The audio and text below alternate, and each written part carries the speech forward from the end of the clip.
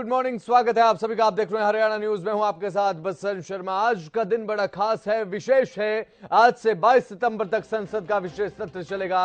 5 दिन तक संसद का स्पेशल सेशन चलने वाला है। आज पुराने संसद भवन में आपको बता दें कि नए सत्र की जो कार्रवाई है वो होगी, विशेष सत्र की कार्रवाई होगी। कल से नए संसद में जो है बताया जा रहा है कि विशेष सत्र की कार्रवाई होगी। पुराने संसद भवन में आज की कार्यवाही रहने वाली है और कल से नए संसद भवन में विशेष सत्र की शुरुआत हो जाएगी।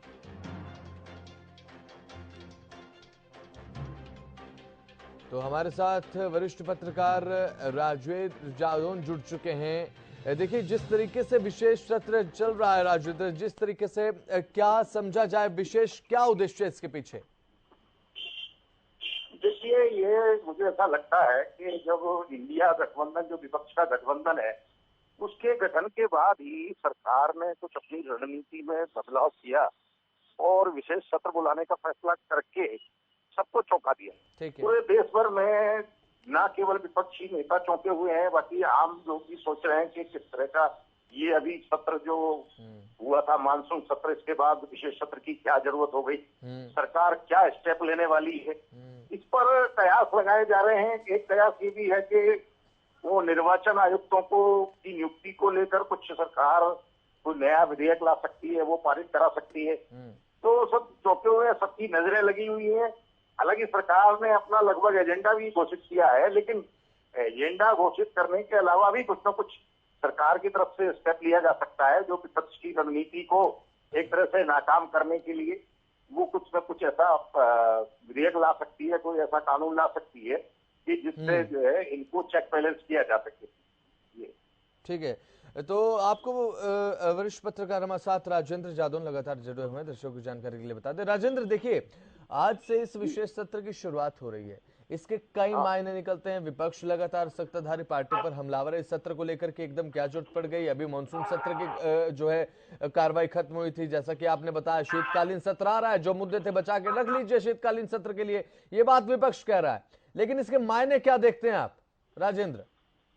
मायने तो यही है कि ये आने वाले 2024 के जो चुनाव हैं, अगले साल चुनाव होने वाले हैं लोकसभा के और विधानसभाओं के, तो उसको लेके सरकार कोई ऐसी रणनीति लेके आ सकती है। ये भी प्रयास है कि हो सकता है वन नेशन वन इलेक्शन को लेकर कोई स्टेप लिया है। ठीक है, तो ये भी हो सकता है, क्योंकि विपक्ष का ये प्रयास है कि सरकार जो है इस तरह से चुनाव कराना चाहती है ताकि राज्य विधानसभाओं के जो 5 राज्यों के विधानसभा चुनाव होने हैं, उसमें जहां सरकार सत्तारूढ़ दल यानी बीजेपी को अगर वो लगता है कि वो सफल नहीं हो पाएगी और विपक्ष के सामने वो हार सकती है, तो वो उसको किसी तरह से ऐसे मैनेज करके लोकसभा चुनाव के साथ ही विधानसभा चुनाव करा के और वो विपक्ष की रणनीति को फेल कर सकती है। तो ये भी एक प्रयास है।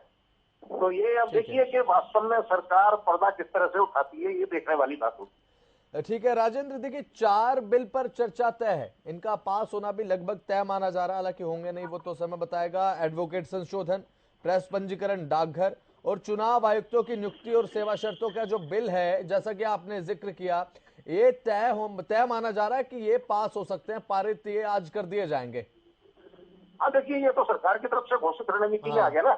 ये सोनिया गांधी जी ने एक पत्र लिखा था कि एजेंडा क्या है बताया जाए। हालांकि उसकी पहले तो आलोचना की गई, लेकिन बाद में सरकार ने एजेंडा बता दिया। तो उसमें जो आप बता रहे हैं ये सारे विधेयक उन्होंने शामिल किए थे।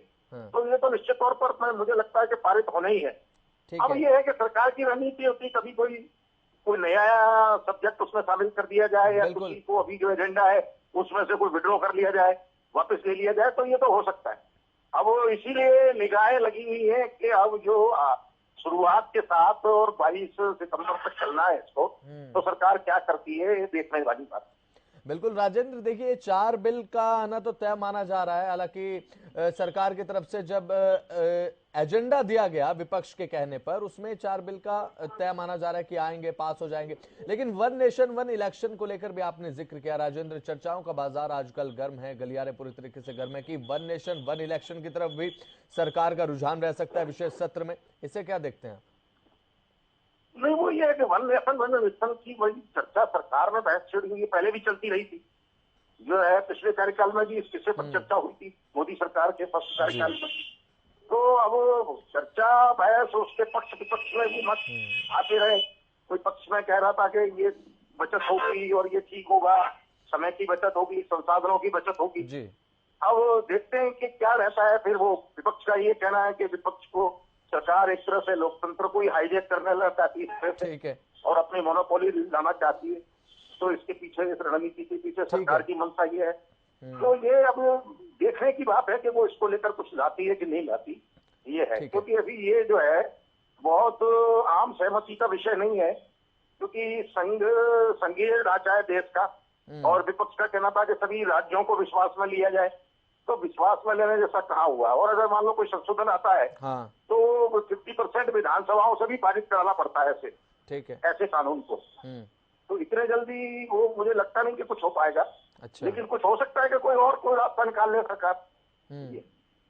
ठीक है राजेंद्र, देखिए विशेष सत्र को लेकर जानकारी आपको है, हमें है, लेकिन कई दर्शक ऐसे हैं जिन्हें बस ये पता है कि विशेष सत्र है, विशेष सत्र में होता क्या है ये जानकारी नहीं है। एक बार विस्तार से जानकारी दे दीजिए कि क्यों बुलाया जाता है विशेष सत्र, इसके पीछे का क्या उद्देश्य रहता है। राजेंद्र, उद्देश्य तो यही है कि सरकार को लगता है कि अचानक कोई चीज रह गई और अभी निकट भविष्य में हमें कुछ नए स्टेप या कुछ स्थितियों को बदलने की जरूरत है, तो उसके तहत ही बुलाया जाता है विशेष सत्र। नहीं तो अभी वो मानसून सत्र अभी निकला ही था और फिर शीतकालीन सत्र भी आने ही वाला था।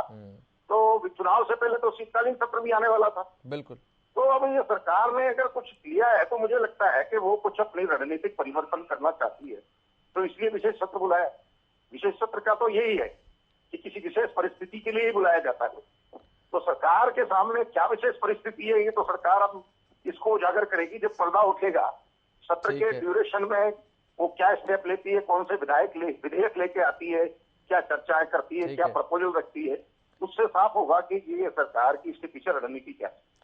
चलिए ठीक है राजेंद्र, बहुत बहुत शुक्रिया जानकारी के लिए, जानकारी देने के लिए बहुत बहुत शुक्रिया आपका। जुड़े आप, जानकारी आपने दी, एक बड़ी जानकारी दर्शकों को लगातार दे रहे हैं। आज से नए विशेष सत्र को लेकर आपको बता दें कि आज शुरुआत होने जा रही है। नए संसद भवन में भी इसकी कुछ कार्रवाई देखने को मिलेगी, लेकिन शुरुआत पुराने संसद भवन से।